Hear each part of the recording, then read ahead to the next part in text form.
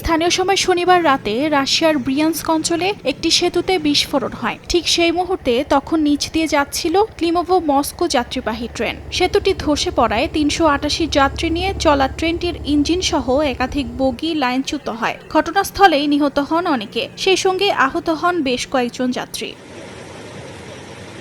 এর ঠিক ৪ ঘন্টা পর আরেক দৃশ্যের দেখা মেলে দেশটির কুর্স্কের ঝেলেজনগোর্স্ক জেলায়, যেখানে রেলসেতু ধসে পড়ে যায় নিচের সড়কে। ছিটকে পড়ে একটি মালবাহী ট্রেন, আগুন ধরে যায় ইঞ্জিনে। এ ঘটনায় গুরুতর আহত হন ট্রেন চালক। খবর পেয়ে ঘটনাস্থলে পৌঁছায় জরুরি উদ্ধারকারী দল।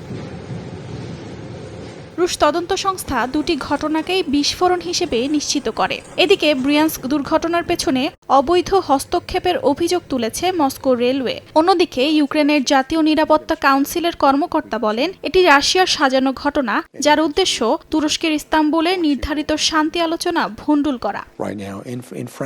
দুর্ঘটনার খবর পুতিনকে অবহিত রাখা হয়েছে বলে জানায় ক্রেমলিন। ব্রিয়ান্স্কে এরই মধ্যে জরুরি উদ্ধারকারী দল ও অবশিষ্ট যাত্রীদের উদ্ধারের জন্য বিকল্প ট্রেন পাঠানো হয়েছে। দুর্ঘটনার আসল কারণ অনুসন্ধানে তদন্ত অব্যাহত আছে বলে জানায় সংশ্লিষ্ট কর্তৃপক্ষ।